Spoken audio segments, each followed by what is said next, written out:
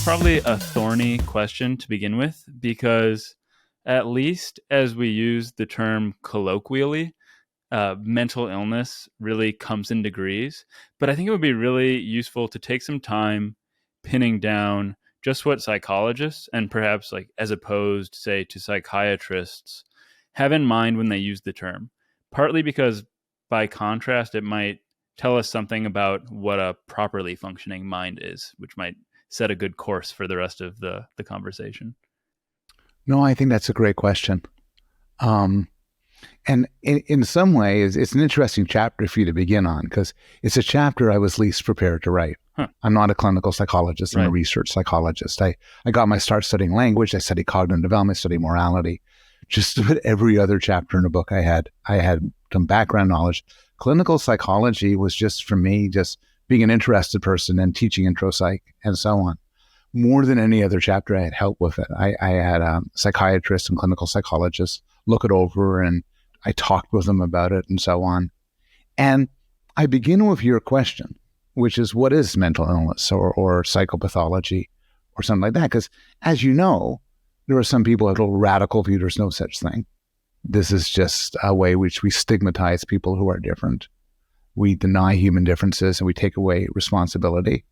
I don't believe that, but I think that there's something to the critique. And I think that to some extent, what counts as a mental illness depends on your culture and your situation.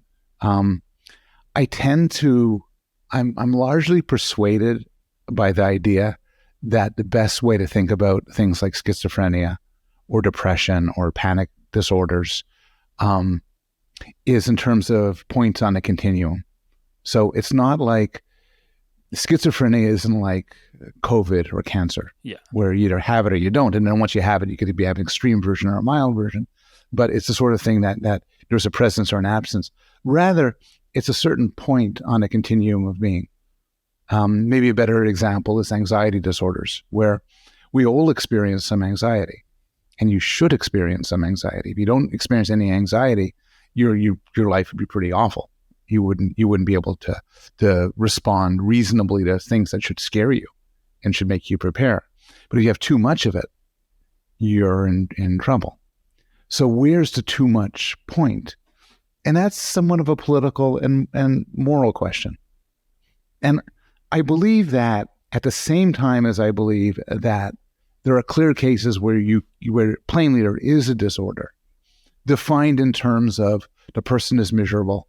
That's one thing. They aren't functioning well, and something's kind of broken.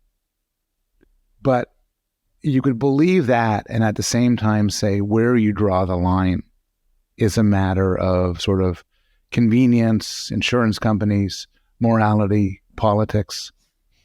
It's just like saying the point in which you say somebody is tall is kind of arbitrary. Yeah, but I don't mean to deny that somebody who's 8 feet tall is in fact tall. Mm-hmm.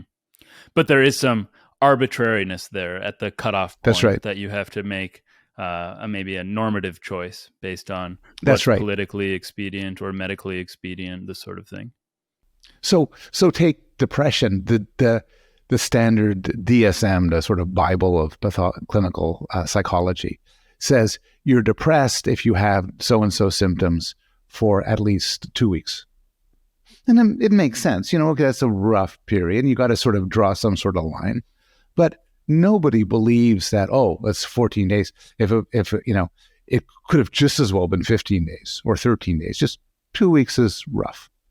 And from the standpoint of insurance companies and the law, you might actually want to say someone's depressed or not depressed.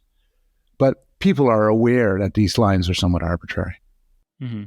And regarding depression, do you think it's useful to refer to depression just as this blanket mental illness when it's such a textureless term to begin with for what can be so many different underlying pathologies, or even perhaps no underlying pathology at all to speak of, but something more commonplace like extended grief, maybe? Yeah, it's a good question.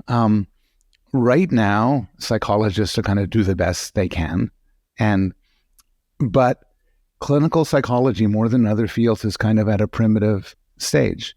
And so there's actually been controversy over just the point you're making. The love of your life dies and you're miserable. But psychologists wouldn't classify that as depression because you have a good reason for it. It used to be called the grief exemption. But some people say, well, what if your life is going badly and you're depressed? Why doesn't that count as an exemption? It might turn out, just to build up, that when we get our science right, depression is going to turn out to be not one thing, but three different things. Mm-hmm.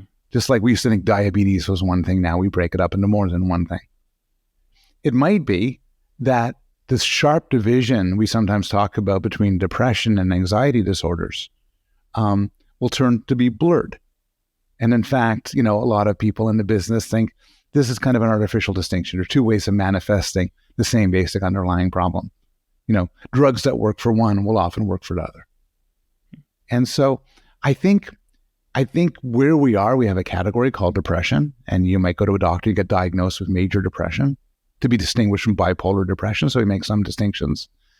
But as our science progresses, we're going to get better and better, I hope. And sort of maybe, and our original categories may transform. You mentioned at the outset of your response that there are some people who think there is no such thing as mental illness. And this is, I guess, more of a normative question that won't really have its answer and experiment. But just how do you think we ought to distinguish between like mere personality disorders or other maladaptations or the neurodiversities that you mentioned from something more severe that ought to be characterized as a mental illness bona fide? Since you said that you think there's some truth to this idea. Yeah, I do think there's some truth. So one answer, which I think isn't quite right, but is close, is it could get to be an illness if it causes a person significant distress and misery. But the reason why I don't think that that's entirely true is what if the distress and misery is caused by an intolerant society? So suppose you're in a world where if you're gay, you suffer from extreme discrimination. So you're miserable. But you wouldn't want to say, therefore, being gay is a mental illness. You'd want to say, look, it's not a mental illness. Rather, people, are being terrible. Mm-hmm. And so just being miserable isn't enough. Maybe somebody shows some degree of being on the autistic spectrum and people treat the person terribly because of that. But in another society, they treat them well. And in the first society, they're miserable. In the second society, they're not. Again, you don't want to say it's an illness here and not an illness there. I think the real answer is going to come down to, and here where I'm really going to endorse the sort of medical model, that mental illnesses could be seen on analogy with physical illnesses as some sort of system not working properly, not working in a normative fashion. So if you have a social phobia so bad you can't leave your house and you can't talk to people, you're miserable. But you're not just miserable because of society's being cruel. You're miserable because something's wrong with you, because your normal social system isn't working too well. If you're hallucinating or having paranoid delusions, the normal belief fixation mechanisms in your brain just are not working well. If you are if you are suffering from obsessive compulsive disorder, bipolar depression, and so on, I think that the proper way to see this, and here I'm really going straight up medical, is that there's something in you which is broken, just like if you have pancreatic cancer or COVID. Does that make sense? It does make sense to me. And I'm wondering, I'm thinking about the first situation that you brought up with the gay person in the world that doesn't understand. Is this the sort of case where you rely as the psychologist on the skilled psychiatrist to determine on a case-by-case basis whether or not what is being dealt with is in fact a mental illness? No, I mean, psychiatrists are just doctors who have clinical training. Mm-hmm.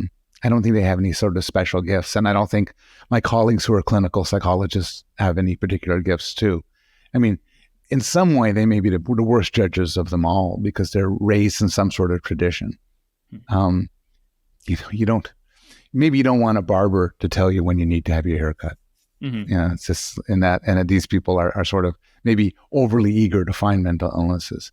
I think it's the question of what counts as an illness and what doesn't is in the end a sort of, in part, again, moral and political, but also sort of scientific based on theories of mental functioning.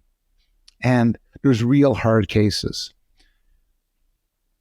To justify this kind of answer, you got to realize there are cases which aren't hard at all. If someone who's a paranoid schizophrenic and is, wailing away because they think there's voices in their heads and the CIA is tracking them through, invisible beams. And I must get like 3 or 4 emails a week from people with schizophrenia. And sadly, the emails so much look alike. They're always involved in they're being tortured, their minds are being influenced and so on.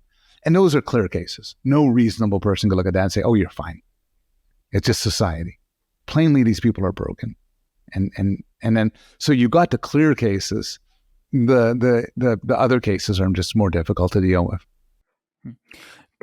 I'm curious now, do people with schizophrenia email you so often because they conflate you with a psychiatrist who might be treating them? Is that what? I think there's 2 reasons. One reason is that I'm an emeritus professor at Yale. Mm-hmm. And so I'm on the Yale directory in the Yale psychology department. And sadly, fair amount of delusions revolve around Yale. I'm being kidnapped by Yale, make them stop. Oh, wow. The scientists are experimenting on me. It's, again, and so that's one of it. Another one is that I've written popular books on psychology and teach this online course. So people think I'm a psychologist and of that sense. Mm-hmm. And so they contact me. So I also get a lot of people talking to me, asking me questions because they talk about, they're depressed or something like that. And my answer to them is always the same, which is I'm not a therapist. I'm not trained as a therapist, but you should see a therapist. I'm skeptical about the progress that clinical psychologists have made, but at the same time, I think the evidence is pretty abundant that therapy is better than no therapy. Huh. I'm just curious, before we move on, what it is that you're skeptical about regarding the progress that clinical psychologists have made. Well, so in some way, again, I'm not a specialist, so I'm taking this from other people, but I quote in my chapter Thomas Insel, who was director of the National Institutes of Mental Health, and he was director for like 13 years. And in an interview after he left, which is pretty recently, he said, we've been working for over a decade and we spent, I think, $20 billion. And we actually have not made that much progress. In that, there's things which are promising, there's treatments that are promising, but it's not like if you're very depressed and you see a psychologist or psychiatrist now versus you're very depressed and you see somebody 10 years ago, it's not going to be that much different. Right. They'll try you out on this drug and that drug. They'll talk to you. There'll be different things. There'll be cognitive behavioral therapy. And again, these are better than nothing. But it's not, you would have thought, and people had these great, with genomics and neuroscience, they would have thought you come in, you're depressed and boom, we give you the right medication to treat you. Mm-hmm. We give you the right exercise to make you feel better. And we haven't been there yet. Yeah. Though, as we discussed briefly a bit ago, one problem with depression in particular is that there could be so many different underlying pathologies that result in the observed depression. And that makes the treatment quite difficult. Fair enough. But you could also say the same thing about schizophrenia or bipolar depression, which is a lot more homogeneous, mm-hmm. which is, it's not clear we're so much better at treating it now than we were 10 years ago.